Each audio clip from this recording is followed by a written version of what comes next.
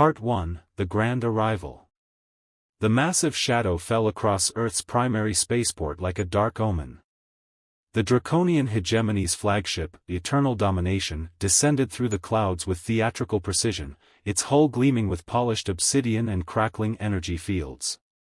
Purple lightning danced across its surface while ominous orchestral music somehow played from external speakers. Admiral Jackson Pierce stood on the observation deck, binoculars raised, watching the spectacle unfold. Behind him, Dr. Rebecca Stone was already struggling to maintain her composure, her shoulders shaking with barely contained mirth. "Sir," she whispered, "are they playing? Is that actual villain music?" Pierce lowered his binoculars, his weathered face fighting a smile. "Appears so, Doctor. And unless my eyes deceive me, those are genuine skull decorations on their landing ramp." The ship touched down with unnecessary drama, steam hissing from hydraulic systems while red lights bathed the entire landing area. The boarding ramp extended slowly, accompanied by more theatrical music and what sounded like the roar of some terrible beast. "Oh my God," Dr. Stone breathed, "they have fog machines." Sure enough, thick purple mist rolled down the ramp as the first figures emerged. Supreme Warlord Krothos stepped into view, his 12-foot frame encased in spiked armor that would make a medieval knight weep with envy. His cape, a magnificent purple and black affair, billowed dramatically despite the complete absence of wind. Behind him marched his honor guard, each warrior wearing increasingly ridiculous variations of the same intimidating theme. "Welcome, pathetic humans." Krothos boomed, his voice amplified by what appeared to be a built-in sound system. "I am Supreme Warlord Krothos, Destroyer of Worlds, Crusher of Hope, Master of..." That's when Dr. Stone lost it completely. Her professional composure cracked like an eggshell, and she doubled over with laughter so intense she couldn't breathe. The sound echoed across the landing platform, causing the entire draconian formation to pause uncertainly. "Doctor," Pierce hissed, though his own lips were twitching dangerously.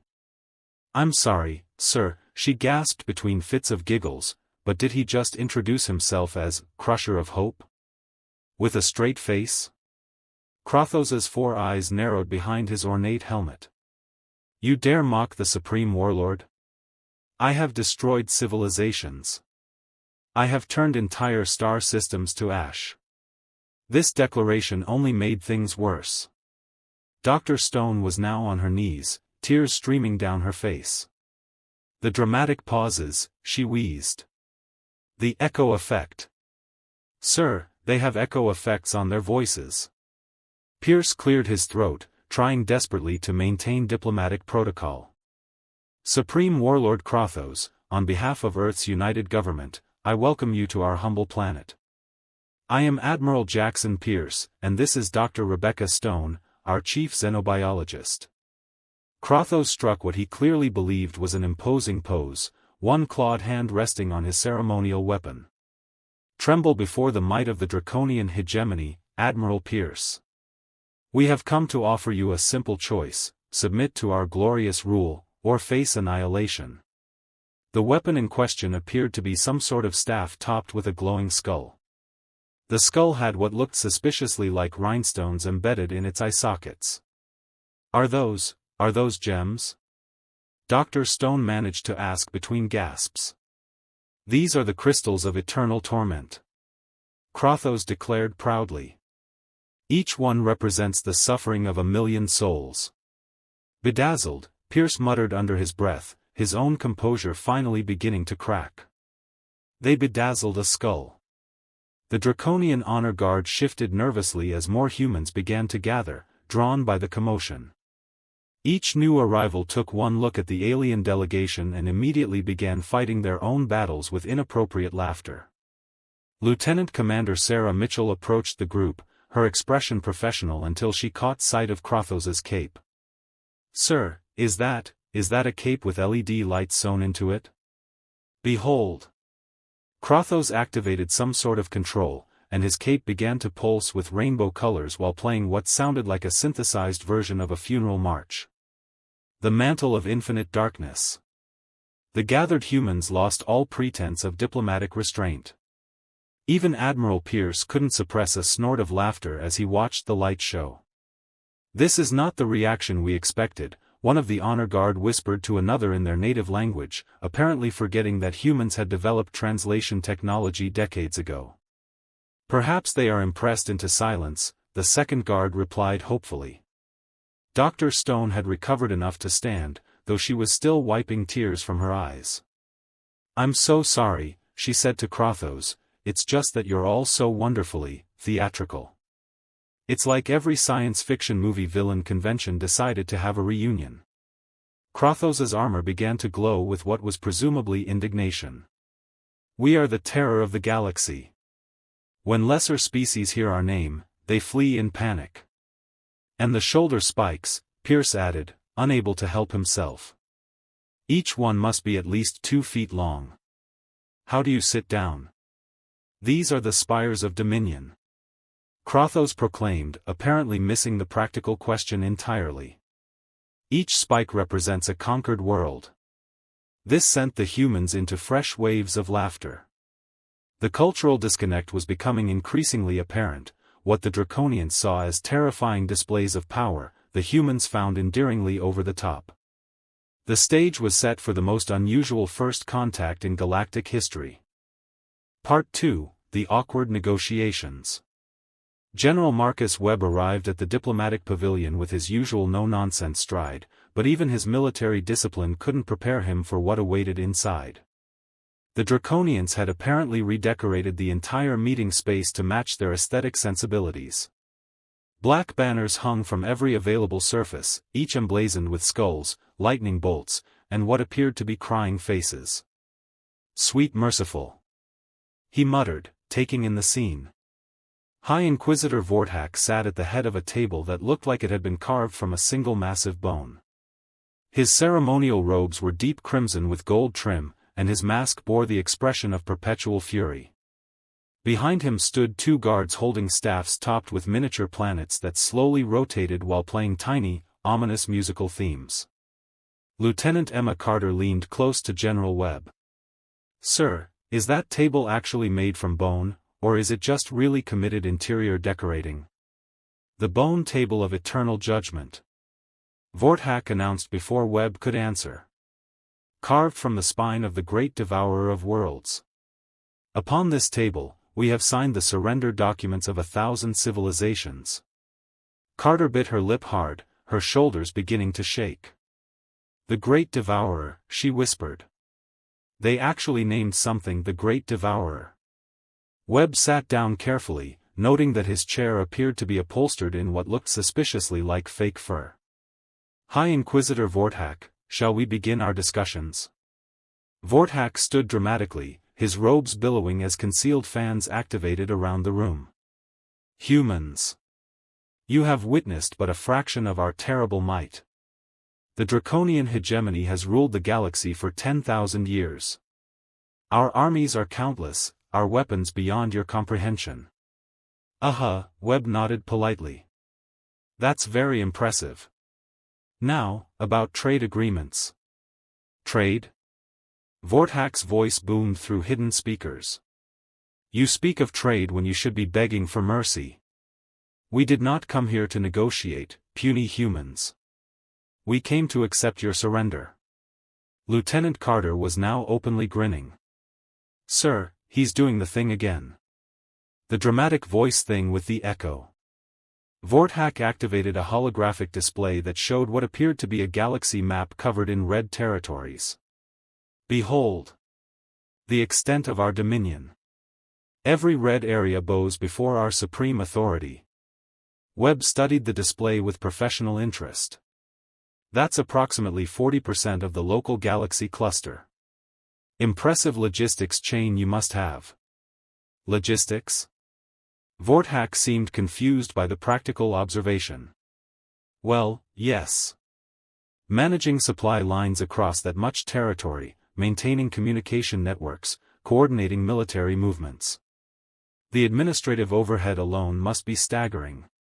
The High Inquisitor exchanged glances with his guards. This wasn't going according to their intimidation protocol. Carter leaned forward, genuinely curious now. What's your average response time for military deployment to border territories? And how do you handle currency exchange across so many different economic systems? We do not discuss such mundane matters. Vorthak declared, though he seemed less certain than before. We rule through fear and strength. Right, but someone has to manage the day-to-day operations, Webb pressed. Who handles your interplanetary taxation? What about infrastructure maintenance? You can't run an empire that sighs on fear alone. The Draconian delegation was looking increasingly uncomfortable. Their entire presentation had been built around inspiring terror, not answering practical administrative questions. Enough. Vorthak slammed his staff against the floor, producing another theatrical light show. You will submit, or we will demonstrate why we are called the Harbingers of Doom. Harbingers of Doom, Carter repeated slowly, then turned to Webb. Sir, they have a title for everything, don't they? Webb was beginning to enjoy himself. High Inquisitor, I have to ask, who comes up with these names? Do you have a whole department dedicated to dramatic titles? The names reflect our terrible nature. Vorthak protested. No, seriously, Carter jumped in, is there like a committee? The Bureau of Intimidating Nomenclature? I bet they have amazing business cards. One of the guards whispered something in Draconian, and the translation came through as, Commander, the humans are not responding to psychological warfare protocols. Webb caught this and smiled. You know, if you're interested in genuine diplomatic relations, we'd be happy to discuss mutual benefits. Earth has some fascinating technologies you might find useful. Our entertainment industry alone. We do not require your primitive amusements. Vorthak interrupted, though there was a slight hesitation in his voice. Oh, you'd love our movies, Carter said enthusiastically. We have this whole genre called space opera that you'd probably find very relatable. Lots of capes, dramatic speeches, empire building. You guys would fit right in. The awkward silence that followed was broken only by the tiny musical theme still playing from the rotating planets on the guard staffs. Vorthak seemed to be struggling with how to proceed. His entire career had been built on inspiring immediate surrender through overwhelming displays of power and theatrical intimidation. No species had ever responded to their arrival by offering them movie recommendations. Perhaps, he said slowly, we should discuss these, entertainment products, for intelligence purposes only, of course. Webb and Carter exchanged glances. This was going to be an interesting negotiation after all. Part 3, The Cultural Misunderstanding. Colonel David Miller had seen his share of military demonstrations, but nothing quite like what War Master Xyloth was currently putting on in the combat training facility. The 7-foot-tall alien warrior stood in the center of the room, surrounded by what appeared to be every piece of intimidating equipment his species had ever invented. Captain Lisa Rodriguez watched through the observation window as Xyloth began his presentation, her tablet ready to take notes. Sir, is he about to demonstrate their weapons, or perform interpretive dance? Xyloth raised his arms dramatically, his voice booming through the facility's speakers. Behold, primitive humans. The arsenal of infinite destruction. The first weapon he displayed was clearly meant to be terrifying, a massive cannon that glowed with purple energy and made ominous humming sounds. When fired at a practice target, it produced an impressive light show before completely vaporizing a steel dummy. Impressive, Miller admitted. What's the effective range? This is the annihilator of souls. Xyloth declared, completely ignoring the practical question. With it, we have reduced entire cities to atoms. Rodriguez was busy calculating. The energy output looks substantial, but that charge-up time is at least 12 seconds. And did you see how much it glowed before firing? That's not exactly subtle. Miller nodded. Tactical nightmare. Any competent sniper would have you marked and eliminated during that light show. Xyloth seemed confused by their analytical approach. You should be cowering in terror. "We're impressed by the technology," Miller assured him diplomatically. "It's just that we tend to evaluate weapons from a practical standpoint. Show us more." The War Master moved to his next demonstration, a suit of powered armor that made him look like a walking fortress. Spikes protruded from every surface, energy fields crackled around the joints, and the helmet was shaped like a snarling demon's head. "The armor of eternal warfare," Xyloth announced as he donned the suit. "No weapon can penetrate its defenses." Rodriguez raised her hand. "Quick question, how's the peripheral vision? Those helmet horns must create some significant blind spots." "And the weight distribution," Miller added. "You're probably carrying an extra 100 pounds in decorative spikes alone. What's your mobility like?" Xyloth attempted to demonstrate by performing what was clearly meant to be an intimidating combat stance. Instead, he nearly toppled over due to the armor's poor balance. "The armor's primary function is psychological warfare," he explained, steadying himself against a wall. "Right, but what happens when psychology fails?" Rodriguez asked. "Say you're fighting someone who isn't intimidated by the appearance. Wouldn't lighter, more maneuverable armor be more effective?" Captain Thompson, who had been quietly observing from the corner, finally spoke up. "War Master, if I may ask, have you ever actually fought anyone who didn't surrender immediately?" The question hung in the air like a challenge. Xyloth's decorated helmet turned toward Thompson, energy fields flickering uncertainly. "Our reputation precedes us," Xyloth said slowly. "Most civilizations surrender upon seeing our might." "Most?" Miller caught the qualifier immediately. "What about the ones that don't?" They are dealt with through overwhelming force deployment." Rodriguez and Miller exchanged glances. The picture was becoming clearer. "War Master," Rodriguez said gently, "what happens if you encounter a species that finds your theatrical approach more amusing than frightening?" Xyloth's armor system seemed to dim slightly. That has not occurred." "Until now," Miller pointed out. The War Master moved to his final demonstration, a ceremonial weapon that appeared to be part sword, part staff, and part light show. When activated, it projected holographic flames while playing what sounded like the screams of the damned. "The Blade of Infinite Sorrow," Xyloth proclaimed, though his voice lacked its earlier confidence. "Forged in the fires of a dying star, quenched in the tears of—" "Does it actually cut anything?" Thompson interrupted. "What?" "The blade. Underneath all the special effects, does it function as a practical weapon?" Xyloth stared at the ornate weapon in his hands as if seeing it for the first time. The holographic flames flickered, and the screaming sound seemed somehow less impressive than before. It is a symbol of our power," he said uncertainly. Rodriguez stood up, pulling out a standard-issue combat knife. "This is what we use. No special effects, no dramatic names. It's light, balanced, and effective. Want to compare?" The contrast was stark, Rodriguez's simple, functional blade against Xyloth's elaborate but impractical ceremonial weapon. The War Master looked between the two implements with growing uncertainty. "Your weapons lack grandeur," he said weakly. "They lack drama," Miller agreed. "But they work. And at the end of the day, that's what matters in real combat." Xyloth slowly deactivated his weapon, the screaming sounds fading to silence. "Your species approaches warfare very differently than ours. We approach it practically," Rodriguez said. "Drama is for movies.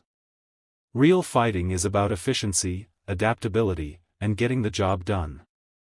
The War Master stood in his over-decorated armor, holding his ceremonial weapon, suddenly aware of how impractical his entire military doctrine might be.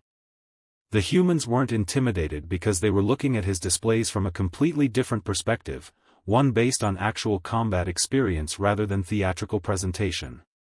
"Perhaps," he said quietly, "we have much to learn from each other." Part 4, The Power Revelation.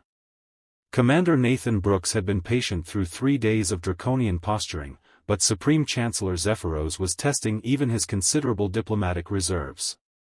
The alien leader sat upon what he called the throne of cosmic dominion, a chair so over-decorated it looked like a jewelry store had exploded, while delivering his ultimatum. Major Jennifer Walsh stood beside Brooks, her expression carefully neutral despite the fact that Zephyros was wearing what appeared to be a cape made entirely of holographic stars. "You have seen our might, insignificant humans," Zephyros declared, his voice echoing through built-in amplifiers. "Now you must choose. Submit to the glorious rule of the draconian hegemony, or face the consequences of your defiance." Brooks nodded politely. "Supreme Chancellor, before we make any decisions, would you like to see what you're asking us to surrender? Your primitive weapons hold no interest for—" "Oh, not weapons," Brooks interrupted smoothly. "Our civilization. Our achievements. Surely a leader of your stature would want to understand what he's conquering?" Zephyros shifted on his throne, clearly uncomfortable with having his dramatic moment interrupted by reasonable discussion. "Very well. Show us your achievements." Walsh activated a holographic display that filled the room with a three-dimensional star map. Unlike the Draconian's theatrical presentations, this one was clean, functional, and densely packed with information. "This is the Sol system," Brooks began conversationally. 1 star, 8 planets, several hundred colonies, stations, and mining operations. Zephyros leaned forward, studying the display. "One system? We expected more from your boastful species." "One system," Brooks confirmed. "Population, approximately 47 billion. The Supreme Chancellor blinked his 4 eyes in sequence. 47 billion? In one system? We're efficient with space," Walsh added helpfully. "Orbital habitats, underground cities, floating platforms in gas-giant atmospheres. When you can't expand outward, you expand creatively." Brooks expanded the display to show Earth in detail: massive orbital rings, space elevators stretching toward the moon, industrial complexes floating in perfect formation above the planet's surface. "This is impossible," one of Zephyros's advisors whispered. "No species can maintain that level of population density without constant warfare." "Actually, it's quite peaceful," Brooks said. "Has been for about 2 centuries now. Turns out when everyone has enough resources and room to grow, there's less to fight about." Walsh pulled up another section of the display. "Our industrial capacity runs about 40,000 major manufacturing facilities, most of them automated. We produce approximately—" She paused to check her notes, 12 billion tons of finished goods annually. Zephyros was staring at the numbers with growing alarm. "Your military forces must be enormous to maintain control over such production." "Military?" Brooks looked puzzled. "Oh, you mean our defense forces. They're actually quite small by historical standards. About 2 million active personnel. 2 million to control 47 billion. Zephyros's voice climbed an octave. "Control?" Walsh laughed. "Commander, I think there's been a misunderstanding. We don't control our population. They're citizens, not subjects. They participate in governance voluntarily." Brooks nodded. "Democratic Federation. Every adult gets a vote on major decisions. Takes longer to make policy, but once you do, everyone's invested in making it work." The Supreme Chancellor was beginning to look genuinely distressed. "But how do you maintain order? How do you prevent rebellion? Why would they rebel?" Brooks asked reasonably. "Everyone has food, shelter, education, healthcare, and opportunity for advancement. What would be the point of overthrowing a system that works for them?" Zephyros turned to his advisors, speaking rapidly in Draconian. The translation system picked up fragments, impossible to control. "No fear-based compliance. Voluntary cooperation." Major Walsh decided to drive the point home. "Supreme Chancellor, might I ask how many worlds the hegemony actually controls? 1,000. Zephyros declared, though he sounded less certain than before. Total population across all those worlds? Approximately 30 billion. Brooks and Walsh exchanged glances. So you have 30 billion people spread across 1,000 worlds, and we have 47 billion in one system? Our empire spans the galaxy. Zephyros protested. Your empire, Walsh said gently, has a lower population density than most of our individual cities. The implications were sinking in. The Draconians had built their entire identity around conquest and intimidation, but they'd never encountered a civilization that had grown through cooperation and efficiency rather than expansion and subjugation. Brooks activated another display. Would you like to see our defensive capabilities?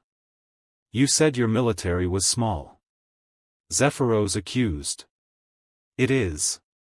But every one of our 47 billion citizens is educated in basic engineering, logistics, and problem-solving. In a crisis, our entire population becomes a research and development department. The display showed Earth's orbital defenses, not dramatic weapons platforms, but elegant, efficient systems integrated seamlessly into the civilian infrastructure. Every space station doubles as a sensor array, Walsh explained. Every orbital habitat can serve as a manufacturing center. Every transport ship carries defensive systems. We don't have a military separate from our civilization is our military. Zephyros slumped in his ornate throne, the holographic stars on his cape flickering uncertainly. You're telling me that your single system could outproduce our entire empire? In a crisis? Brooks considered the question seriously. Probably by a factor of 10. But why would we want to? We'd rather trade with you, learn from you, maybe help you optimize your resource distribution. The Supreme Chancellor looked around at his advisors, all of whom were staring at the human displays with expressions of dawning comprehension. We may have, Zephyros said slowly, misjudged the situation.